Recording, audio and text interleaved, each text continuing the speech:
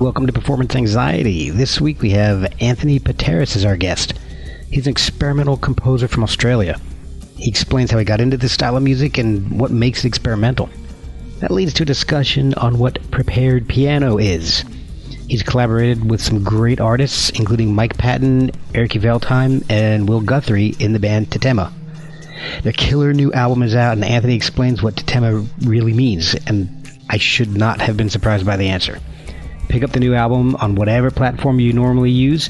Follow us at Performance ANX. Anthony and I laughed a lot doing this. You will too. Fair dinkum. You can make it experimental. Okay. Hi, this is Anthony Pateras from Tetema, and you're listening to Performance Anxiety with Mark Shapiro. Oh, no. Oh. That's not your name. No. It's Shay. It's Shay. But that's awesome because I'm still going to keep that in. Okay. Mark Shapiro is like the publicity dude at Epic. Fuck. Okay. Hang on. I'll throw a few Australianisms in there for you. Okay. All right. G'day, this is Anthony Pateras from Tetema. You're listening to Performance Anxiety with Mark Shay. You can bank on it, sunshine.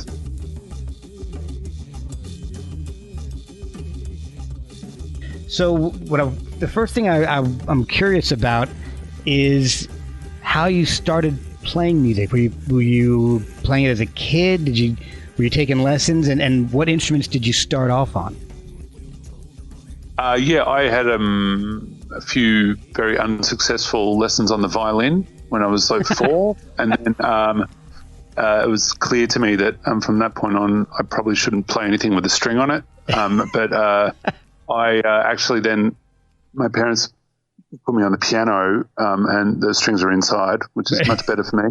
And it made a lot of sense to me from the beginning. So I just started playing piano when I was really young, around 5. And then things kind of sprouted from there. So what were you listening to? Because your music is pretty experimental and avant-garde even maybe. But I know that at 4 and 5, you probably weren't listening to Philip Glass or anything. So what were you listening to? I guess I was just listening to the stuff I was playing. I mean, to give you a bit of social context, my parents immigrated to Australia from Macedonia in the early 50s. So I grew up basically listening to a combination of what I was playing on the piano, which was your standard kind of Austro-German repertoire from the Common Practice period. Okay. Then, any metal that like my older brother was listening to. Oh, nice. And then pretty much like all of the traditional musics from the Balkans, right? So like we'd have in the house, Greek film soundtracks, and then we'd have like Macedonian folk song, and then we'd have Bulgarian choral music, and then, possibly less common but still there, like some Albanian village songs and so forth. So yeah, I had a pretty broad education, but none of it was kind of far out, so to say. None of it was like deliberately experimental. But I do have a distinct memory of something clicking when immigrant communities in Melbourne. We all used to have picnics per village, right? So like, my parents are from villages, which are like, 100 people, maybe less. Oh, and then the immigrants from those villages used to have these picnics, right? And then at these picnics, there'd be bands. And so all these people would be playing all these traditional tunes, but, the sound guys were always really shit, right? Right. So like, so there'd always be like way too much reverb or like feedback or like, like everything. Stuff was just a bit off. So, whenever I'd hear that music live, it was always through this like weird kind of dubbed out noisy lens of, 7/8 and 11/8 kind of going through feedback and way too much reverb. So, maybe that was like my first far out experimental avant-garde sonic experience. Yeah. That's fantastic. Yeah. Now I kind of want to go to one of those festivals. Yeah. That was good. Yeah. I mean, and of course you were just like tanked up like the entire time and just way too much food. Yeah. And everyone's like trying to dance it off. So yeah, it was good. Yeah. So did you start, were you playing in bands as you got older, or were you strictly a pianist playing. Yeah, I started my first band probably when I was around 14. Oh, wow. I kept playing classical piano all through it, but yeah, I had a band. Our first gig was in this outer suburb of Melbourne called Werribee, and the band was called Jester Tree. And yeah, I think we got paid in like party pies and sausage rolls, which is like the kind of Aussie like hybrid like miniature version of what the English people eat. It's this kind of like little packs of processed meat inside buttery pastry with tomato sauce. That sounds awesome. Yeah, they're pretty great. But we played at this place called the Tudor Inn in Werribee, and Werribee is like most famous for like being Melbourne's sewage waste disposal. So that's what they're famous for. Okay. Yeah, and of course, obviously, like employing underage musicians to play in their pubs and paying them with meat patties. Yeah, exactly.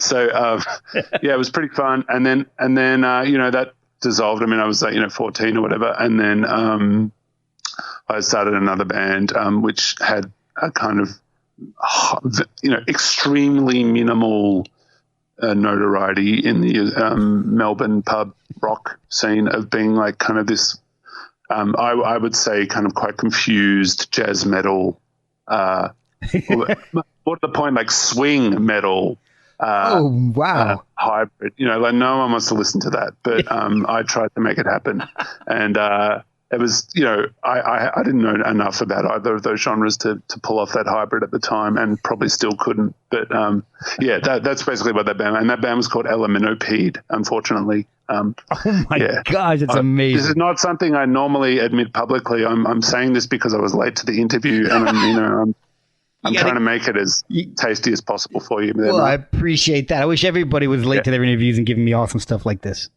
Yeah. Yeah. Yes, encourage tardiness, henceforth. Yes, but it comes with a price. Yeah. Okay. All right. So when did you realize that music could be a career for you? Well, that's a very good question. I don't really know.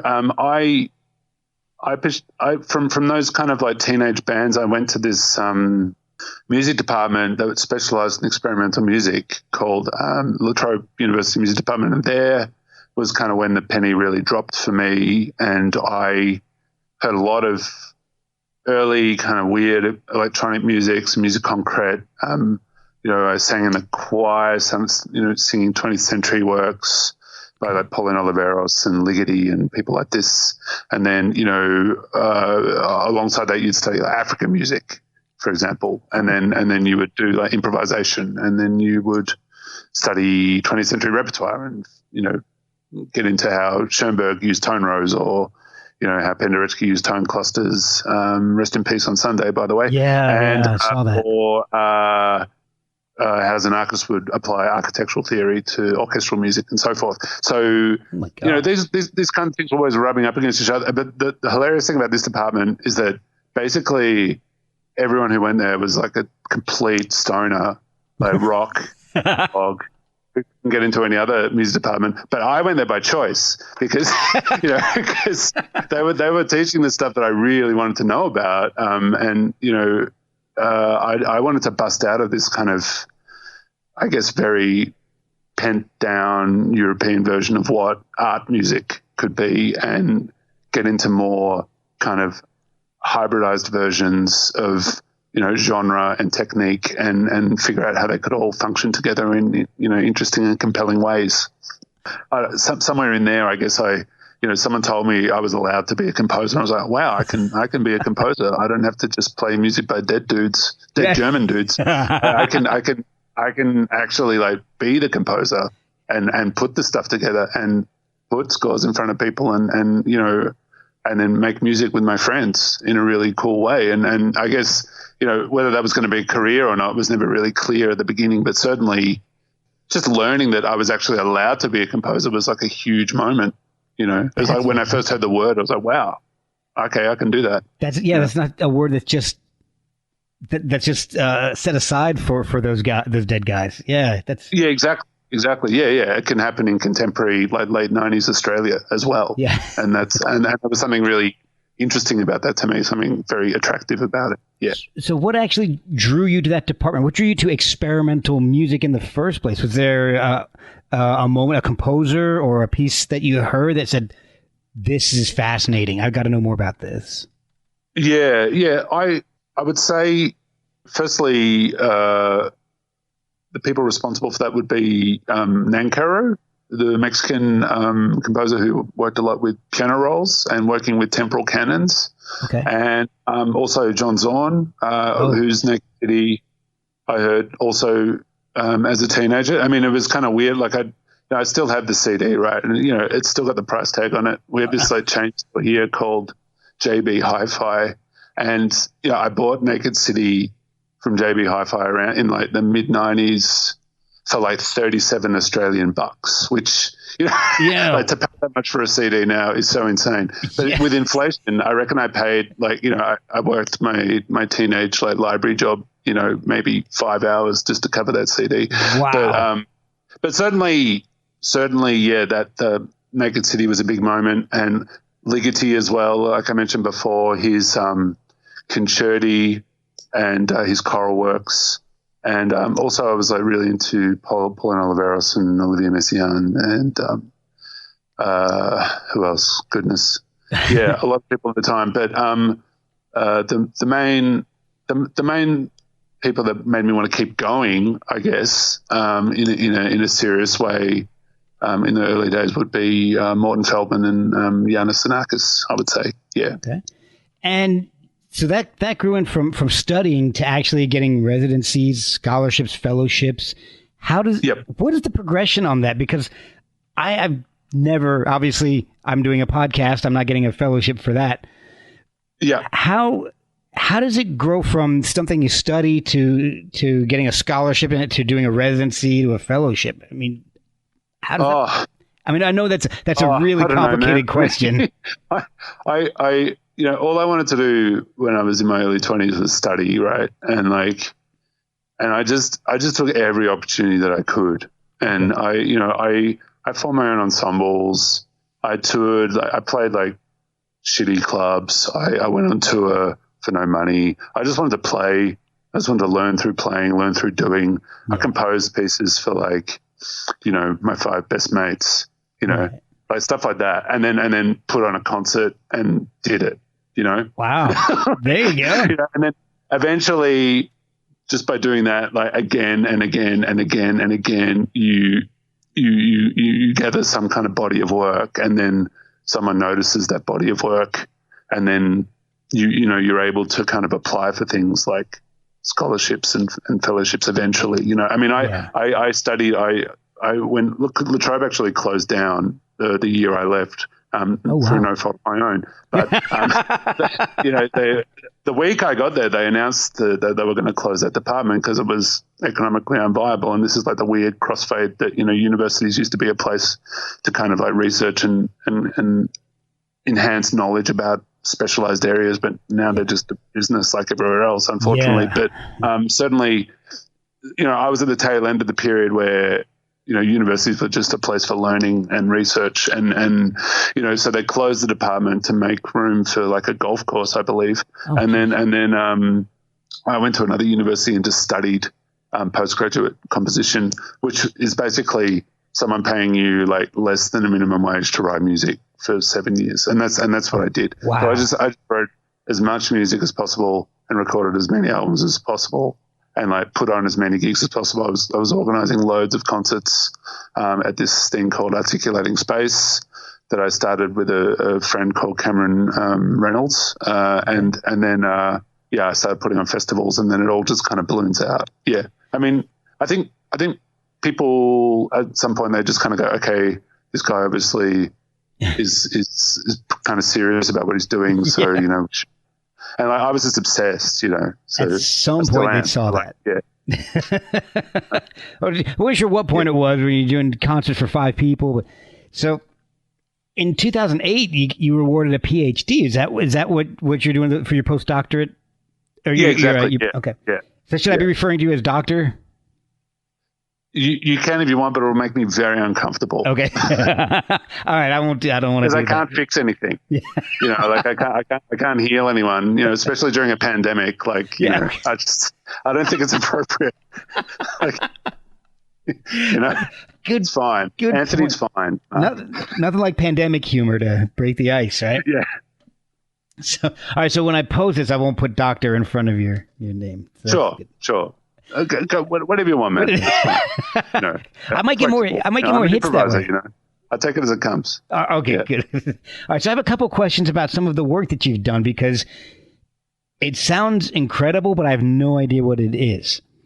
So if that makes any sense. All right, hit me. Okay, you composed the Pseudacusis Septet, exploring psychoacoustic hallucination.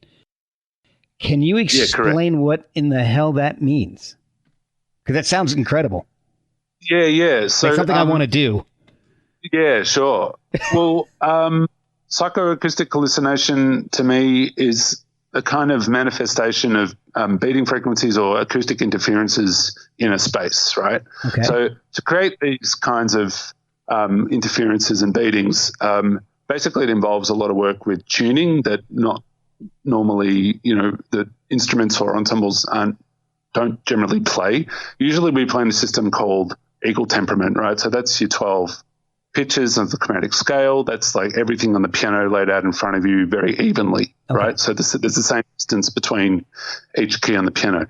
When you're working with psychoacoustic phenomena, you know, to put it as simply as I can and without sending everyone to sleep, including you and myself, you basically have to work in between the piano keys somehow with something called microtonality, right? So once you put frequency, once you start messing around with frequencies in between the keys, you know, like things get really interesting in terms of, you know, how sounds actually physically react with each other inside a room. So, you know, you start to work with acoustics, you start to work with architecture, you start to work with how instruments work with electronics, you start to work with, you know, so all of these things combine to create like a very weird hallucinogenic musical environment.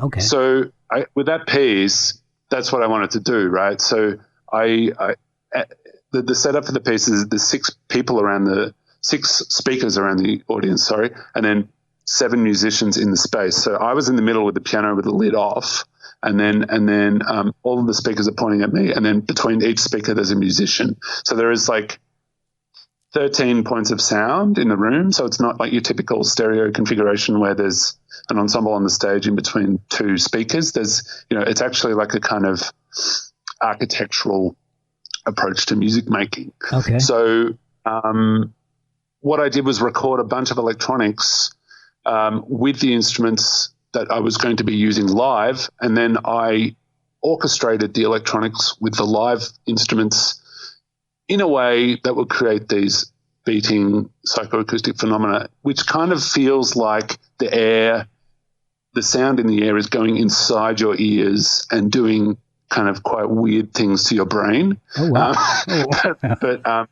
So it's a kind of, I hate using this word actually, so I'm not going to use it. But the word I was going to use was immersive, but I think that's like way overused. So I guess for me, it's a much more physical, quite hallucinogenic experience of sound making. And it was a long, exhausting piece, and everyone who came and saw it, or played it for that matter, was just tired afterwards. But it was, it was this festival called Musica Sane, which was all about links between health and sound. So it was a festival based, medicine and sound, I should say. So we did it in like 4 cities across Europe last year. Okay. Yeah. Did that answer your question? Sorry, I went on a bit of a rant. No, it did. Yeah. But I guess the question that follows that is, if it was for medicine and sound, but everyone was exhausted afterwards, was it good or was it bad? Yeah. It was good. I mean, I don't believe that, you know, I mean, music can have many functions, and I don't think it needs to be particularly a kind of healing force necessarily. I think it's something which can also be quite energizing and also confronting, in a sense that, you're put in front of this thing which you have absolutely no context for or no kind of experience with, and then it just suddenly kind of makes you listen in a different way, Okay. And I think the point of the Musica Sane Festival specifically was to kind of conceptually explore links between, how music can be used as medicine, how music influenced by medical or, psychiatric concepts can be employed in a listening context and so forth. So, yeah, when I say that people were exhausted, I think it was more of just, it was a very intense listening experience with, sound flying all over the room in quite weird places sometimes, like in Berlin, for example, we did it in like an old post-war era, kind of psychiatry colony where, there actually used to be kind of patient stuff. So, those kinds of atmospheres don't kind of evict the space easily, those kinds of spirits and presences. I certainly think the performance area had quite a pregnant feeling to it in terms of that history. Did it change when you went to the different areas? Like, you said you performed it 4 times. Did the I don't know if I want to see the result, but did the sound, did the setup have to change based on the architecture or the building materials? I mean, did that have an effect on it? Precisely. Yeah, precisely, Mark. Yeah. So, I mean, I guess that's the point of the piece too, is that, these sounds and kind of beating frequencies react differently to different architectures and different acoustics. So the piece sounded, music sounds different, obviously, if you're a band playing on tour and you play a bunch of gigs and, the PA is different and the club's different or whatever, right. But, the actual, environment and architecture of the results of those factors sounded vastly different in each space. We played it in regional Poland in a small town called Sokolovsko where the filmmaker Krzysztof Kieslowski's from, and, we played it in the cinema that he used to go as a kid, and so there was a very dry cinema space. And then, and then in Naples we played it in an old medieval, not a medieval, but like 14th century castle, I believe, on the harbour in Napoli, overlooking Vesuvius, and everything had 12-second reverb, the music necessarily changed with those acoustical aspects and changes, and that was interesting as a composer. That it essentially feels like you've written 4 different pieces, even though it's the same. That's amazing. Oh, yeah. Man. See, that's the kind of stuff that fascinates me. I love that kind of stuff. Yeah. The other thing project, I guess maybe the best word for it is the Immediata project. You worked on that for 7 years, and it's a 15-volume text and music project. What can you explain what that is and what you did for 7 years on that? Oh yeah, sure. Well, I guess yeah. Okay, so in 30 seconds, narrow down what you did for 7 years. No. Basically, okay. So the deal with that is that I really wanted to, I guess, make an album with people who I was either working with currently or had worked with in the past that had a quite major influence on how I think and play as a pianist or as an electronic musician or whatever.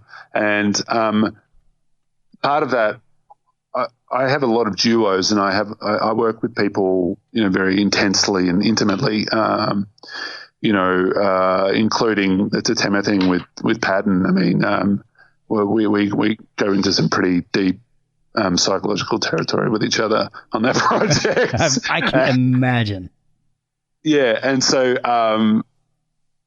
when I was doing the Immediata thing, I guess I wanted to somehow capture and document some of the intensity of the conversations you have with someone when you're making a record together, and also provide a bit of socio-cultural context to where these people have come from, you know. So, and also out of that came this really great oral history of the different cities that people kind of grew up as musicians, you know. So that progressively became apparent to me over the project that a lot of this stuff doesn't really get documented in a kind of serious way, or I mean, at least quasi-seriously in terms of just talking seriously about music very openly, without, with the gloves off, but not just kind of being like cynical, just, actually nutting out like what makes people tick, what, why you like particular sounds, or, approach, or, when you played in that band in 1987, like what did you learn from that? And, what gigs did you go to as a kid, and, stuff like that. Kind of what you're doing with your podcast, I guess, but the difference here is that, I like that. It kind of goes with a record. That is the result of those kind of interactions, Okay. I like that. Yeah. All right, and that makes me feel legit now. Yeah. I like that. Yeah. Congratulations. Thanks, man. It only took me 41 years, but you got it like in a few seconds. I did. Yeah. So a lot of it was based on this. I guess the inspiration from it came somewhere amongst that. I was working with a guy called Sylvain L'Étranger, who is a French bloke who moved to New York in the early 70s, and he started working in Columbia, and he started a magazine called Semiotext, which I guess was this kind of, to put it loosely, punk rock philosophy imprint, where the idea was that you would have these kinds of small little black books from continental and American philosophers that you would be able to put in your leather jacket on the way to the gig at like CBGB's, right? So, wow.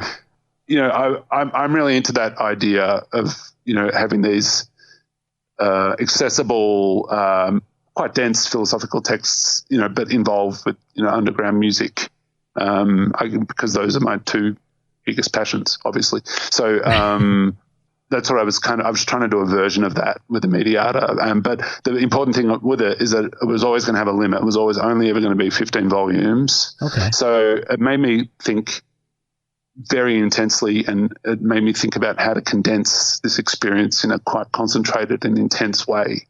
So I always knew it was going to start and end with a 5 CD box set. I always knew that there was going to be a solo piano thing by me in the middle, which, I hate recording pianos because, it's like that weird paradox that, this instrument I've been playing for 36 years is like actually the most difficult thing to record.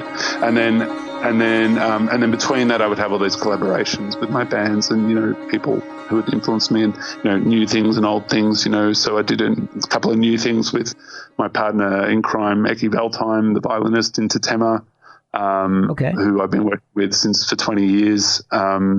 And then, Stephen O'Malley from Sun-O, we did a guitar and tape machine album in there.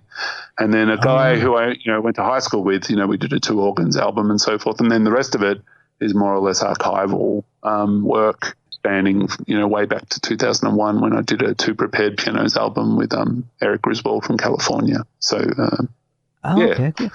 A lot of different stuff in there. So I did notice something, and you haven't actually mentioned it yet, but I did notice it in researching you. What exactly is a prepared piano? Oh, yeah.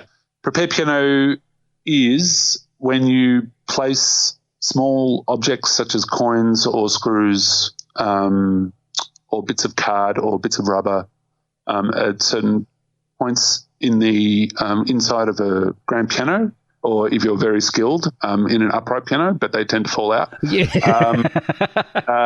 And you, by doing this meticulous and very careful process, you transform the sound of the piano into essentially some kind of percussion orchestra.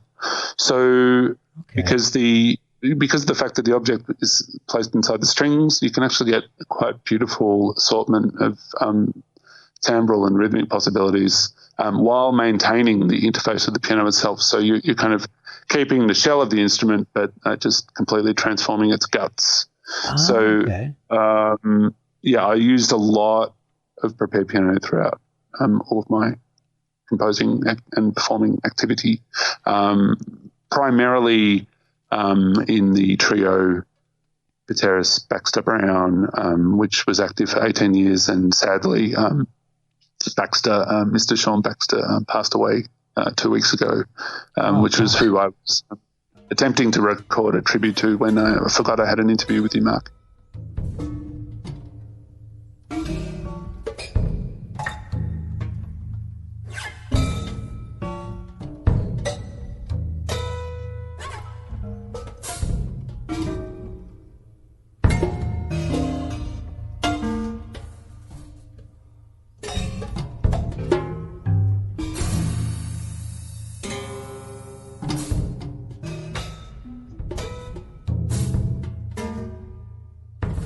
So the idea with that band, for example, is that everyone kind of prepared, in quotation marks, their instruments. So David Brand on guitar would put things in between his guitar strings, and then Sean, the drummer, he would never play his kit with sticks, for example. He would always play it with like another bit of drum kit. Yeah. Oh, wow. It was a pretty kind of out sound world as far as these things go. All right. Yeah. So I'm going to have to look for that stuff, because that's the kind of stuff that fascinates me. Yeah. So cool. Yeah, I was kind of in an early form of that when I was putting my Hot Wheels cards into my grandmother's piano.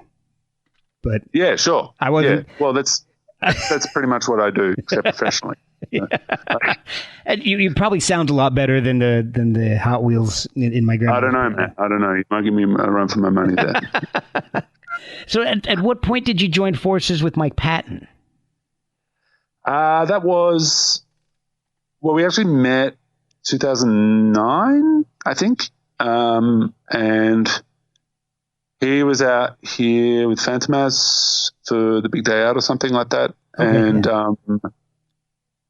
he basically rang me out of the blue and said that he'd heard my music and did I want to go and have a coffee? And I was like, okay, sure. And then we kind of hit it off and thought about doing something. But yeah, we didn't really know what it was. Okay. At all. We just knew that like... There was something. Yep. You got Will Guthrie and your friend Erky Veldheim involved.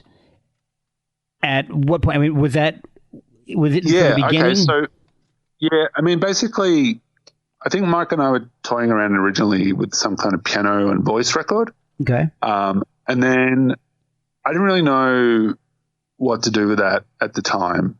I would probably be more open to something like that now, but at the time I wanted to do something quite radical and berserk.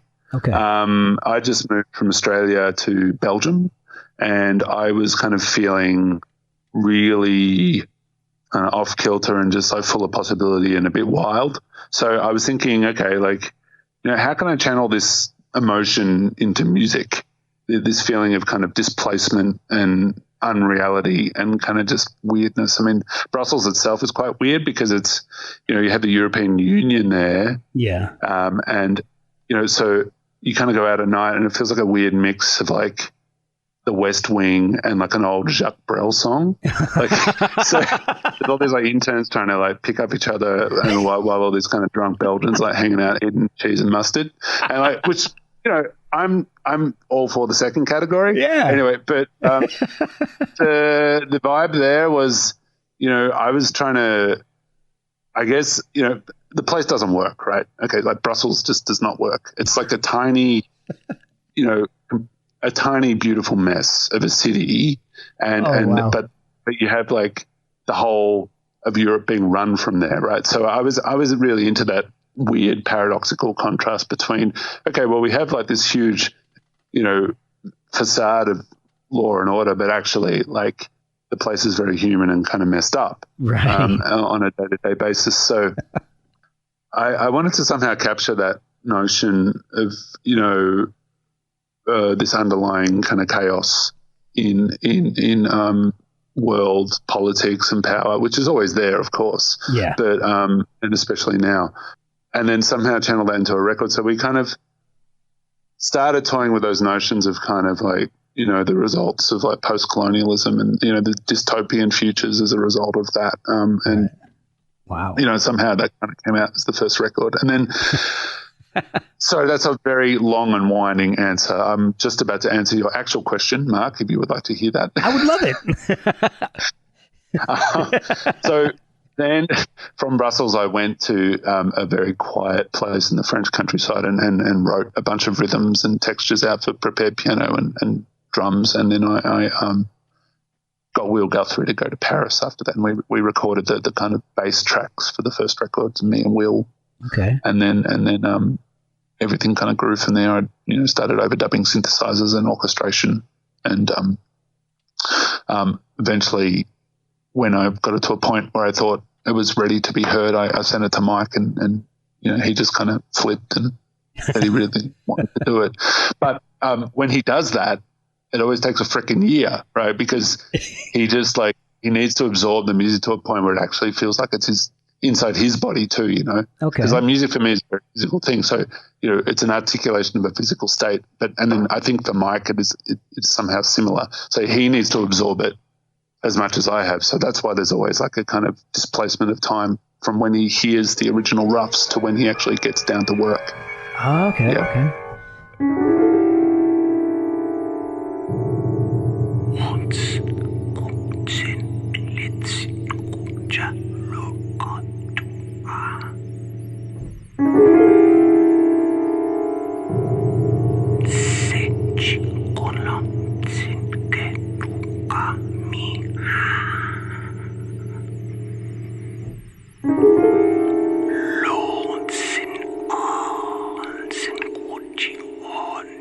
Well, he's a perfect guy to do this with, because he's done so much experimental work. I mean, it seems like a natural collaboration. Actually, what does the name mean? Where did tetema come from, or what does it have a meaning? It comes from the French theatre maker Artaud, who eventually went insane. But he wrote this quite beautiful essay about. There's a passage in one of his essays, I can't remember which one it is, but the phrase tetema, he starts inventing words, and, he kind of went to Mexico at one point and took a lot of peyote, and, he started inventing his own kind of lexicon of terminology. And tetema to him means a wound twice cauterized with fire. Oh. So, yeah, some lighthearted humor there for you, mate. In case one cauterization is not enough. Yeah, exactly. Yeah. Burn the fucker again. Yeah. So the title is from that, but later on I found out that it's some kind of rare species of bird in Swahili, and I think it also means something like sweetheart or baby in some African dialects, but I'm not entirely sure. So yeah, it has multiple meanings, but the one that we kind of went with was the one from Artaud. Yep. I think that's the one to go with. Definitely, if Mike Patton's involved, that's the one to go with. Yeah. Some of those vocals sound like somebody's had a wound twice cauterized. I will. Yeah. Often. Yeah. Now, how does this whole work? Because everybody in the band seems to be in a different country or continent. Is it a hard process to get music together to get everything to work right? Yeah, I mean, basically you have to act really quick, and you have to act really efficiently, and it's like basically measure twice, cut once. You know what I mean? Right. So you have to. How can I put this? I guess I only ever see Will for a few days, so whenever I'm in the same city as Will, I just get him in the studio, record him as good as possible for a few hours, and then I'll sit with that material for months, and then well, now when that happens, do you have an idea ahead of time? Do you say, all right, I know we're both going to be on this, here's my idea, let's record this? Yep.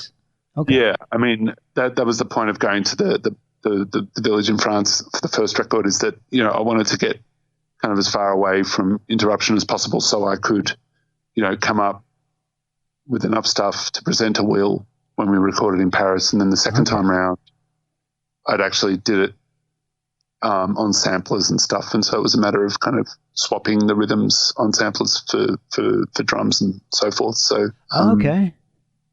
but I mean, a lot of the sound of the band is due to Will's kind of nuance and musicianship, which is just extraordinary. You know, I mean, something which bothers me a lot, and it's always going to be kind of publicized as like mine and Mike's band or whatever. But like, you know, actually, like Will has contributed heaps to the band sound, as has Eki. So I guess on the second record, it really crystallized as this kind of 4-piece. You know, is it hard to know when a piece is completed? Because when I'm talking to a lot of musicians, I hear so many of them say that I have to at one point just decide to stop fooling around with this song. And that's just with like regular compositional constraints.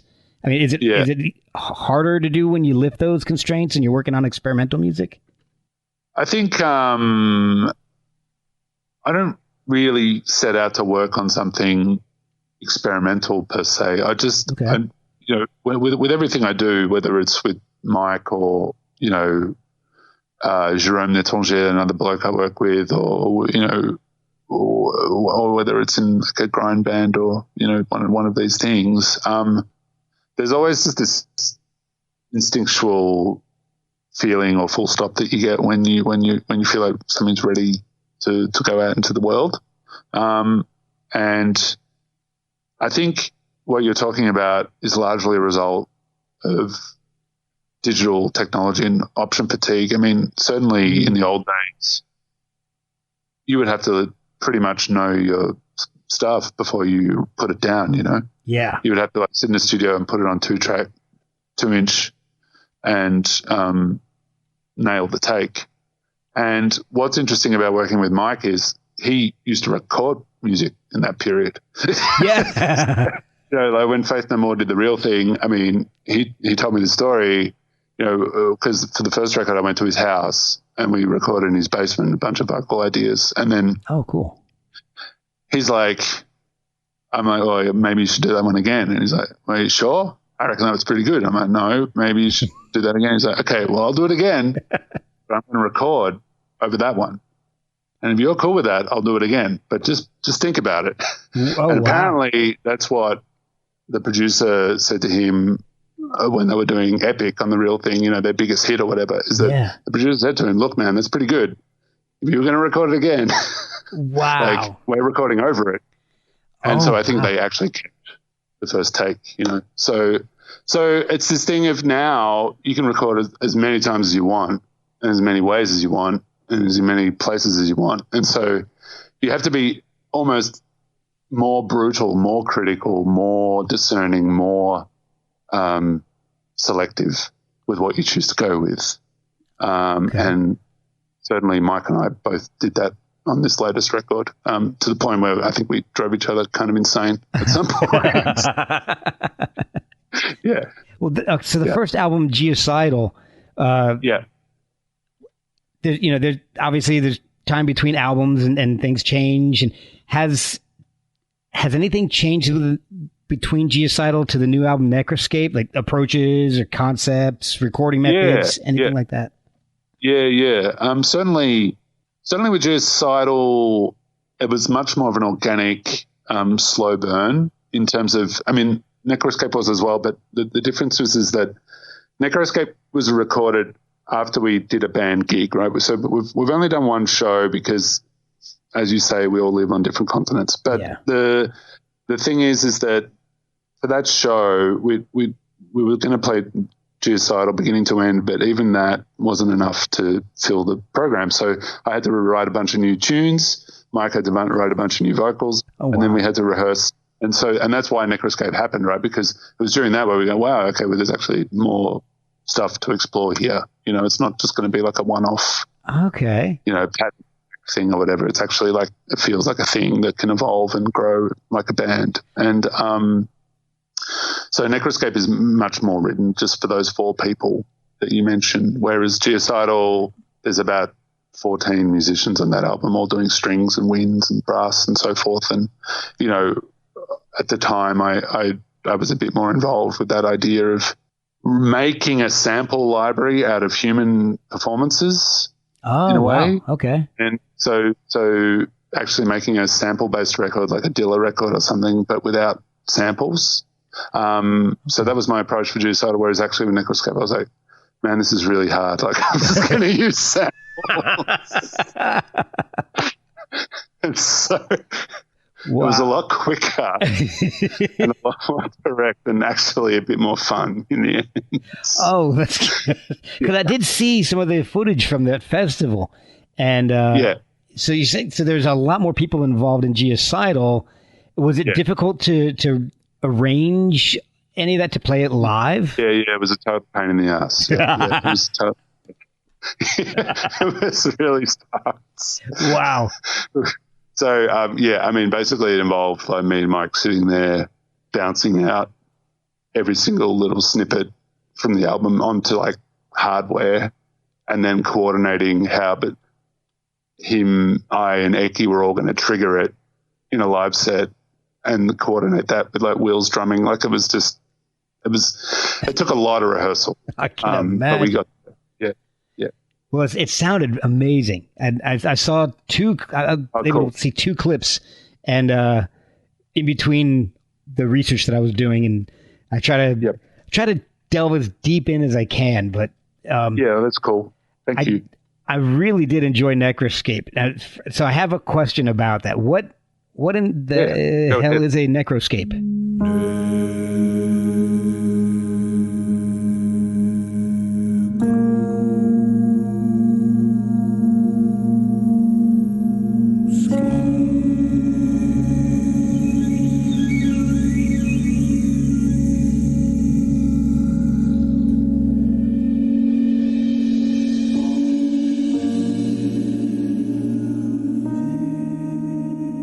Well, I guess, it relates to the first album, it's Geocidal. So Geocidal was about the murder of place, right? So this idea that these kinds of things, like all the way from the most harsh, serious, horrible end of the spectrum of post-colonialism, like a bunch of whiteys turning up somewhere and going, this is ours, deal with it.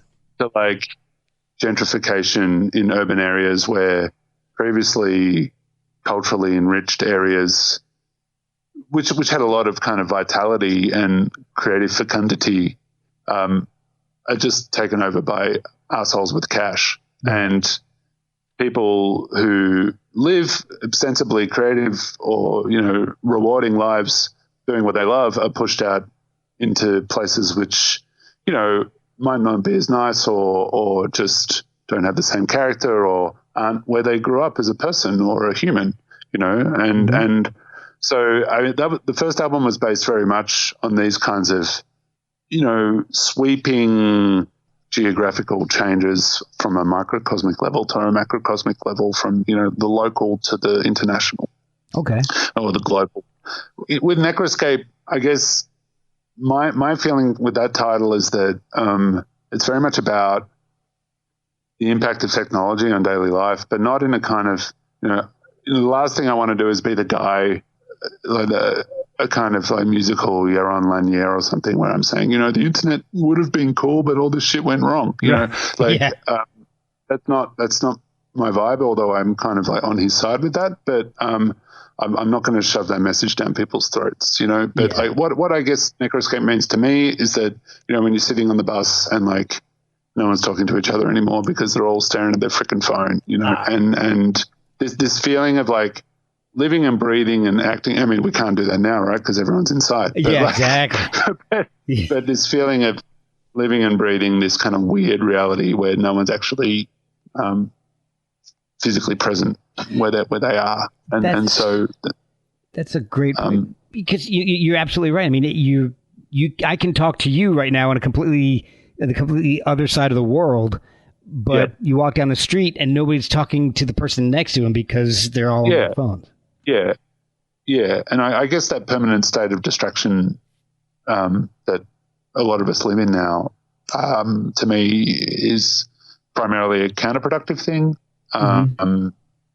because there used to be, at least in my experience growing up pre-internet, quite a social, localized aspect to human relationships that, I've begun to miss. And, people say that that's been replaced with, the so-called social medias or whatever, but I really don't buy that, because, a lot of really evil shit happens on there. Yes. And and which easily manipulates a lot, like large groups of people, and also amplifies, the worst aspects of our collective personalities. So, and I just don't want anything to do with that.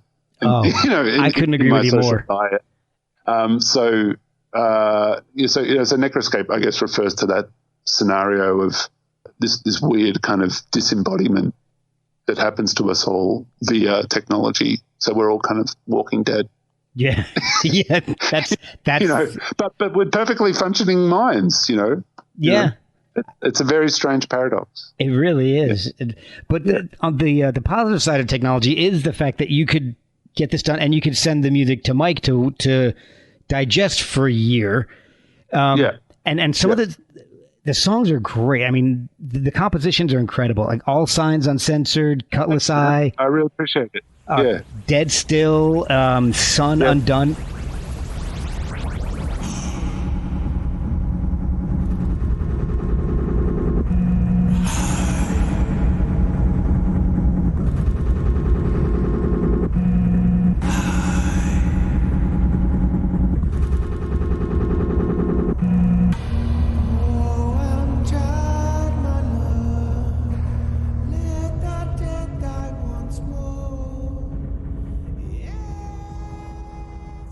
Oh, great. So you've already heard it. Yeah. Cool. Oh, God, great. Yeah. Now, the question that I have about some of this stuff is you said that, you send it to Mike and he takes a while. Do you have any idea what he's going to come up with vocally, or is it all a surprise when you get these songs back? Oh, yeah. Well, let me clarify. Yeah. I mean, so, when I kind of have like a pretty good skeleton of the instrumental part, like that all goes to Patton. And then he'll absorb it for a year, and then suddenly we work in really intense bursts, right? So I think it was like August 2018 where he does a rough pass, and he did the same on Geocidal too. When I was in his basement with him, and we were, which was a hilarious hang. But he's hanging out in Mike Patton's basement. Sorry? Well, yeah, I'm just hanging out in Mike Patton's basement. Yeah, exactly. Yeah, yeah, that was pretty funny. Well, that's where his studio is, right? So, and then he'll do a rough pass, and then I'll probably add a few more elements around that, like harmonic support or melodic ornamentation or extra orchestrations. And Mike will also have suggestions about those things. Okay. And then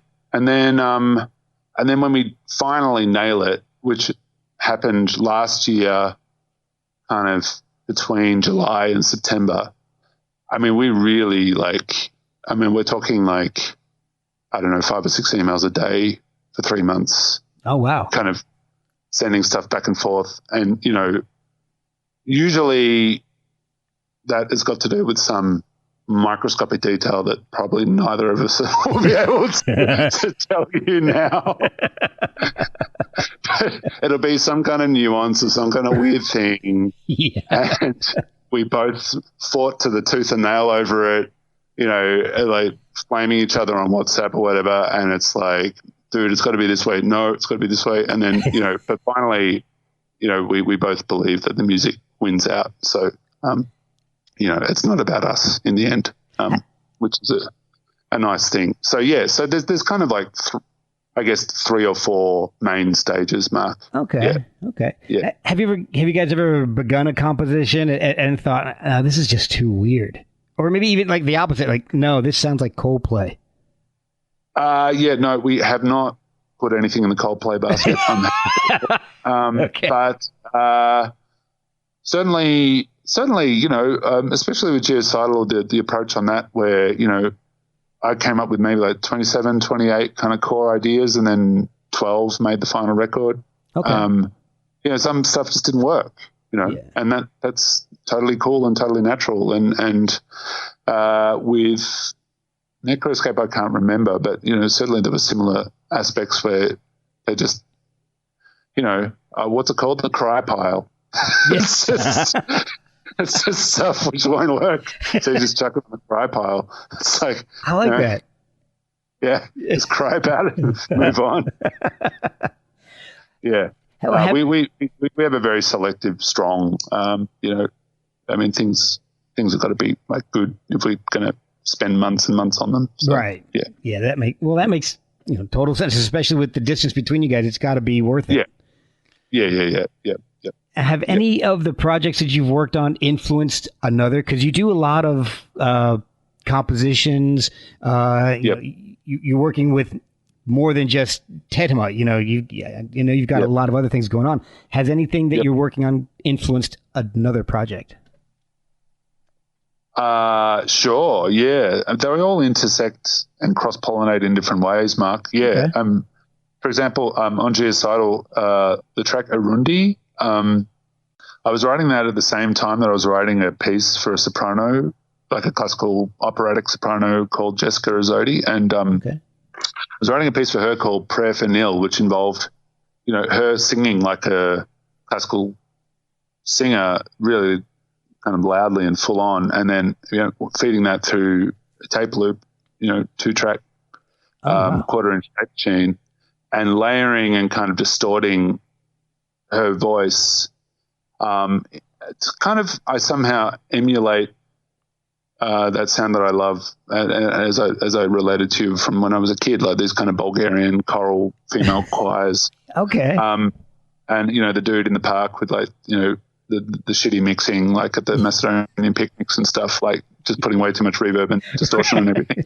So, it took me a long time to figure out the right amount of reverb and distortion, and I probably still don't know. But so I was doing that for Jessica's piece, and then Mike and I were working on Arundi, the third song, and then some of the stuff from one of my classical so-called compositions found its way into that track. So Jessica is all over that track as kind of ornamenting and complementing Mike's voice. Oh, that's awesome.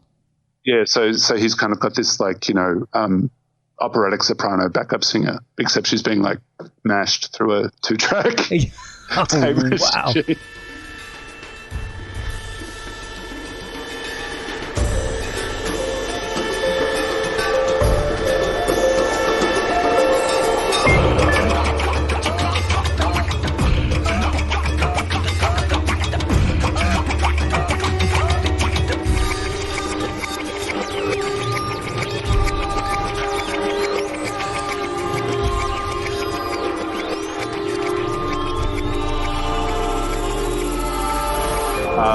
So that's a really clear example of how things kind of have intersected for me in the past. Certainly a lot of Revox on this record, and I learned how to use the Revox primarily from a French bloke called Jérôme Netanger, who used to work in a handmade film collective called Salut d'Intervention de Metemkin, which is this kind of collective of 2 filmmakers and a sound guy, Jérôme, doing live 16mm film manipulation with live tape manipulation. So it's all analog, all handmade. And he taught me how to use the tape machine in a compositional way. And a lot of that is all over Necroscope. A lot of the samples are generated from, a very roundabout and long process of recording various materials onto tape and then editing it onto sampler, which are then, put into rhythmic song-like formations. Oh my gosh. So definitely other projects have fed into tetema and vice versa, although tetema does tend to have its very unique identity simply because of, Will's drumming and Mike's voice and Ecky's violin playing. But I work with Ecky also on just loads of different things we've done. We've worked together for, say, 20 years now. He was even on my first Sardic record. Okay. Yeah. Man, well, I love the album. I've been lucky enough to hear it a little early. It's, and I can't speak to too many experimental composers because I don't know a whole lot. But to me, it's almost like a Philip Glass meets Barry Adamson meets Swans meets Celtic Frost kind of mashup. Yeah, right. and I love it because I love all of those people. So it's a really cool mashup for me, and it's so unique. Yeah. Oh, good, man. I'm glad you like it. So yeah. When or where can people check it out? Yeah, you can get it everywhere. I think pretty much. Best thing to do is like check out the Ipecac website, Ipecac Recordings, which is Mike's label. Okay. And also, yeah, it's available on all the things. All the even including the streaming networks who don't pay artists properly. So if you don't want to pay us properly, please listen to it on Spotify. Oh man, that sucks. Yeah, I've had a lot of discussions about Spotify and other streaming platforms. But it's dark times. Dark times all across the spectrum. Yeah. Is there a social media presence for the band? No. Beautiful. What about yourself? If people want to follow I what have a website. you're doing. I have no social media presence. Yeah, I have an internet presence. That's about, AnthonyPateras.com. If you would like to send me a message and tell me how not funny I was during this interview, that would be wonderful to hear from you. Or how awesome you were, because this has been a blast. I've had so much fun. Oh, good. I'm glad. So I really appreciate you taking so much time meeting up with me from a whole other continent. It's been great. Thank you so much. You're very welcome, Mark. Thanks so much for having me.